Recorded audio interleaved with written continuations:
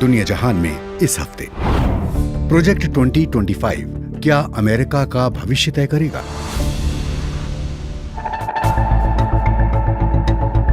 स्वागत है आपका दुनिया जहान में। मेरा नाम है मोहनलाल शर्मा। हर हफ्ते एक सवाल और उसका जवाब तलाशने की कोशिश। बीबीसी पड़ताल दुनिया की।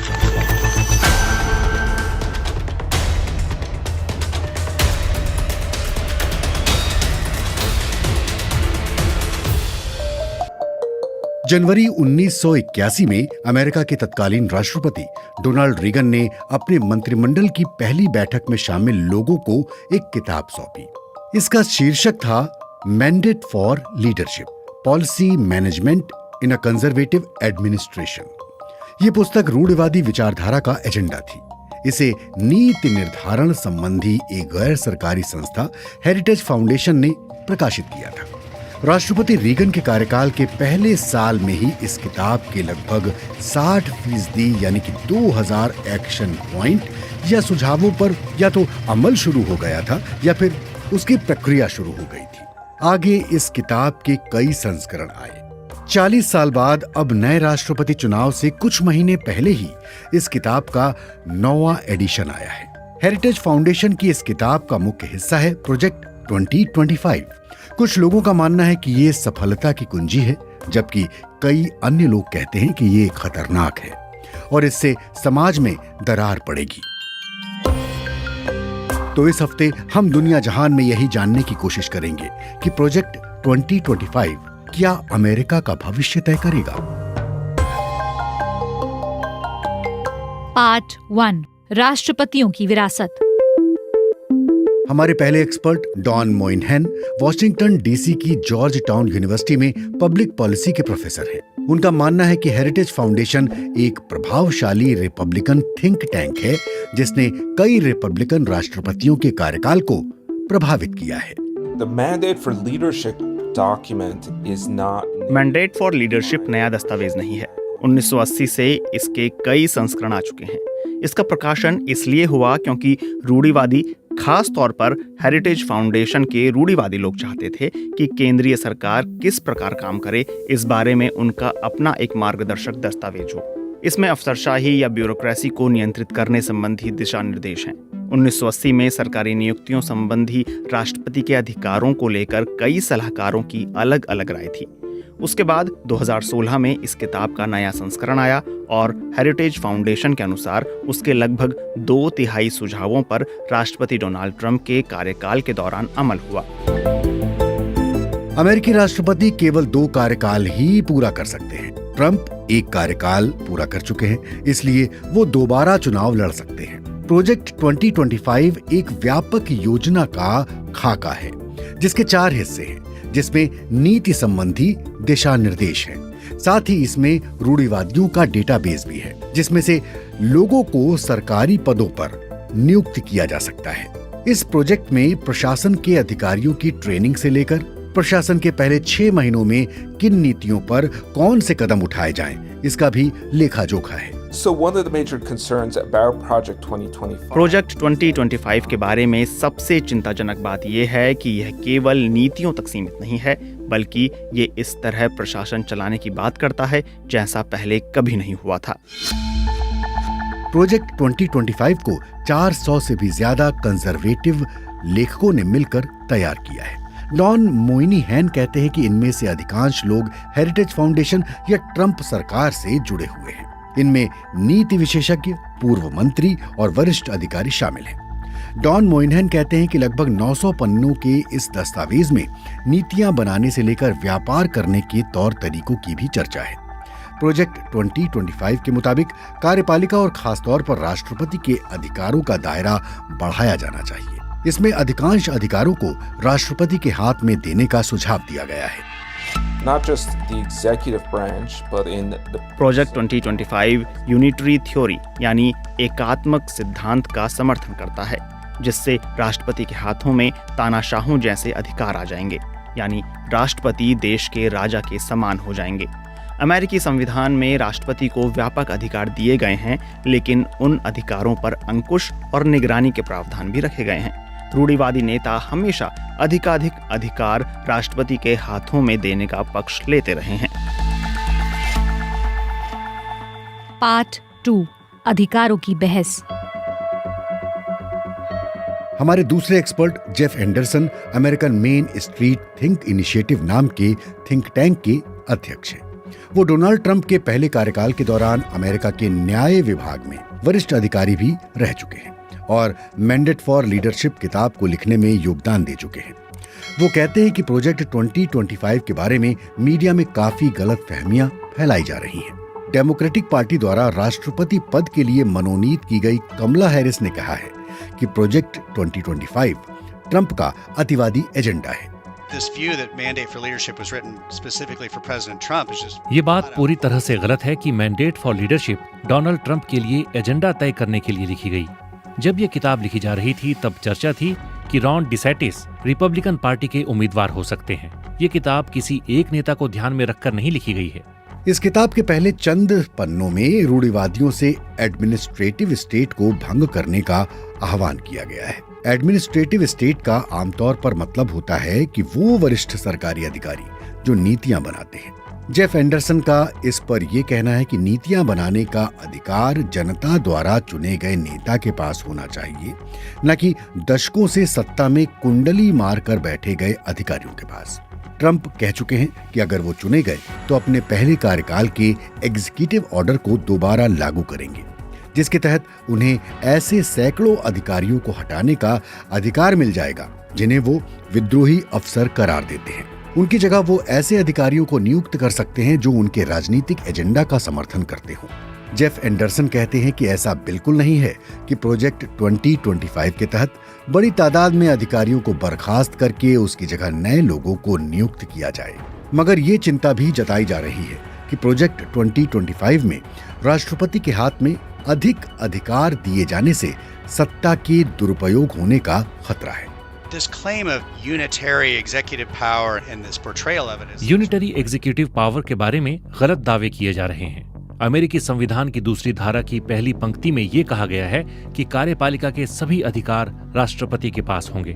मैंडेट फॉर लीडरशिप में ये कहा गया है कि राष्ट्रपति को अपने अधिकारों का प्रयोग कार्यपालिका तक सीमित रखना चाहिए और न्यायपालिका या विधायिका के काम में हस्तक्षेप नहीं करना चाहिए। राष्ट्रपति बाइडेन ने बड़ी संख्या में छात्रों के कर्ज माफ कर दिए। ये फैसला संसद द्वारा कानून पारित करने के बाद अमल में लाया जाना चाहिए था। मैंडेट फॉर लीडरशिप पूरी तरह से संविधान का समर्थन करती है। इसके बावजूद प्रोजेक्ट 2025 को ऐसे पेश किया जा रहा है जैसे कि ये तानाशाही तरीके से अधिकार हथियाने की योजना हो। ये बात सरासर झूठ है।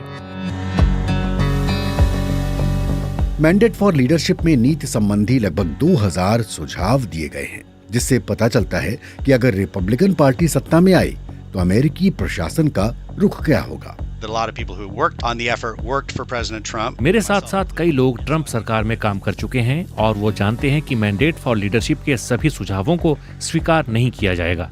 कई सुझाव ऐसे हैं जो अच्छे तो हैं, लेकिन राजनीतिक कारणों से उन पर अमल करना मुश्किल है। मिसाल के तौर पर शिक्षा विभाग को भंग करने के बारे में रिपब्लिकन नेता लंबे समय से बात करते रहे हैं, लेकिन लोगों को ये सुझाव पसंद नहीं आ रहा। जेफ एंडरसन मानते हैं कि ये किताब अमेरिकावाद की सोच का समर्थन करती है। पार्ट 3 प्रोजेक्ट 2025 का विरोध। हमारे तीसरे एक्सपर्ट ब्यू ब्रेसलिन अपस्टेट न्यूयॉर्क के स्किडमोर कॉलेज में राजनीति शास्त्र के प्रोफेसर हैं। वो कहते हैं कि प्रोजेक्ट 2025 की मीडिया में बहुत चर्चा है। वामपंथ की ओर झुकाव रखने वाले लोगों और मीडिया की ओर से इसका जबरदस्त विरोध हो रहा है। सोशल मीडिया में प्रोजेक्ट 2025 के खतरों के बारे में पोस्ट, वीडियोस और मीम्स की भरमार है, लेकिन इसका विरोध केवल वामपंथियों की ओर से ही नहीं हो रहा। कई उदारवादी रिपब्लिकन भले ही ट्रंप को वोट देंगे, लेकिन वो सामाजिक कट्टरता के राजनीतिक एजेंडा से खुश नहीं हैं और प्रोजेक्ट 2025 को लेकर असहज महसूस करते हैं। इसी वजह से सार्वजनिक तौर पर ट्रंप प्रोजेक्ट 2025 से अपने आप को दूर कर रहे हैं। लेकिन 2 साल पहले उन्होंने हेरिटेज फाउंडेशन को एक बढ़िया संस्था करार देते हुए कहा था कि वो हमारे अभियान की भूमिका तैयार कर रही है। मगर अब वो प्रोजेक्ट 2025 को अजीब और बेकार तक कह गए। इस साल जुलाई में मिशिगन में एक रैली में उन्होंने इसे अतिवादी तक करार दिया। I don't know what the hell it is. It's Project 25. He's involved in Project. Trump ने कहा कि उनका प्रोजेक्ट 2025 से कोई लेना देना नहीं है और न ही वो इसके बारे में ज्यादा जानना चाहते हैं। Nobody in America should underestimate the campaign folks that he has. America में किसी को भी ट्रंप का चुनाव प्रचार चलाने वालों को कम नहीं आंकना चाहिए। वो लोग मिशिगन, पेंसिल्वेनिया और विस्कोसिन की श्वेत महिला मतदाताओं का समर्थन चाहते हैं। ये महिलाएं प्रोजेक्ट 2025 के एजेंडे को पसंद नहीं करती। उनका वोट हासिल करने के लिए ट्रंप अपने आप को प्रोजेक्ट 2025 से दूर रखना चाहते हैं। मगर क्या प्रोजेक्ट 2025 को लेकर चिंता इसलिए है कि ट्रंप दोबारा राष्ट्रपति बन सकते हैं?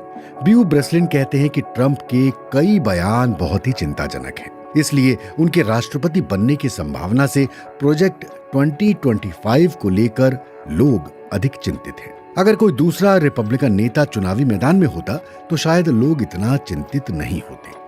अगर प्रोजेक्ट 2025 में प्रस्तावित नीतियों या सुझावों पर अमल किया जाता है तो उसे असंवैधानिक करार देने के लिए अदालत में चुनौती दी जा सकती है।